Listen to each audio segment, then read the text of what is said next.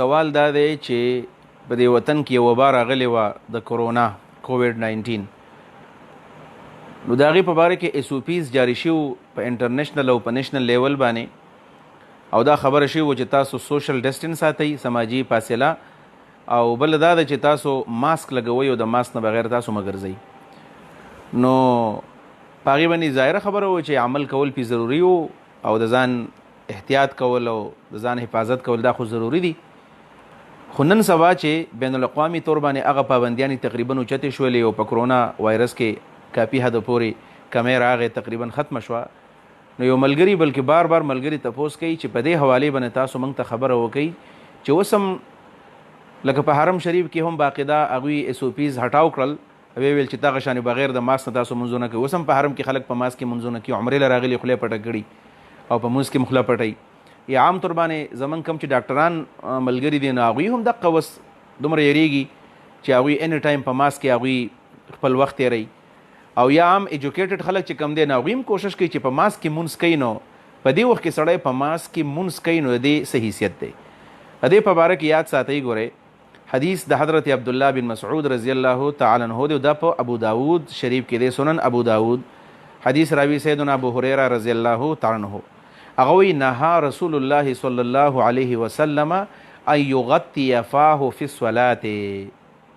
نبی علیہ الصلوۃ والسلام د دې نه منع کړې ده چې یو سړی دی په مونځ کې خوله پټه کړي. په مونځ کې خوله پټول دا مکروه عمل دی، یعنی مونځ خو وشو خو مونځ خو هغه دی چې د مکروهاتو نه یې وساتو، منګه د مفسداتو نه یې وساتو، د هغې د مستحباتو خیال وساتو. نو چې کله سړی په ماسک کې مونځ کوي یا جمع را روان دی نو په دې پټي په دې کې د خوله او د مرۍ دار څه پټي. د دې په باره کې مسله دا ده چې نبی علیه صلات وسلام منع کړې ده، نهي راغلی ده چې تاسو خوله مه پټوئ په مونځ کې. چې خوله پټول او په دې د فقه په کتابونو کې بلکې شامي کې مدارف لفظ راغلی دی تسلم، چې یکره التسلم فی صلات. تسلم دی ته وایي په ثالي کې لیکېږي چې پوزه د چا پټوي خوله پټوي. نو ظاهره خبر ده چې پوزه پټه ده نو ته به ریلیکس او په تسلۍ باندې تلاوت نشي کولی، عبادت به نشي کولی. چې خوله دې پټه ده تلفظ نه ادا کېږي، بیا صحیح تلفظ سړی نشي کولی. نو که سړی جهري مونځ کوي او که سړی سري مونځ کوي نو دا به ښه په تسلۍ باندې په صحیح تلفظ باندې به کوي.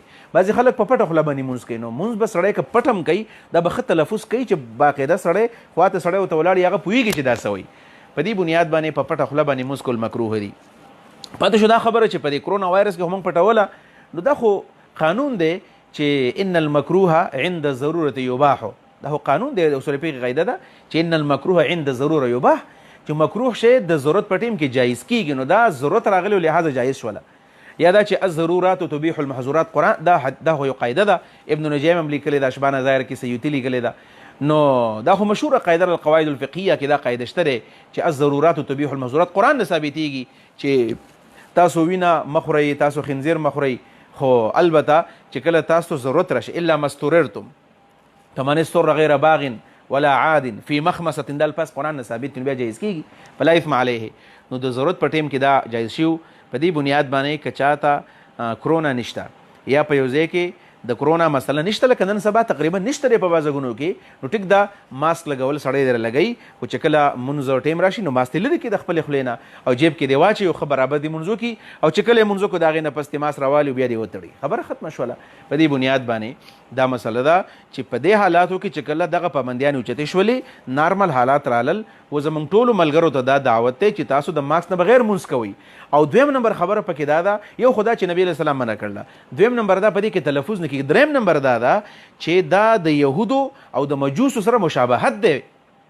د مجوسو سره او د یهودو سره مناسبت دی. مجوسیان چې کله د اور عبادت کې خوله ورته پټوي، یهود هم په سر باندې عبادت کې هغوی تحوت دی ته و چې سر سړی خوځوي، خوله هغوی پټوي. په دې بنیاد باندې د یهودو سره مشابهت او دارنګې د مجوسیانو سره مشابهت په عبادت کې یقینا حرام دی.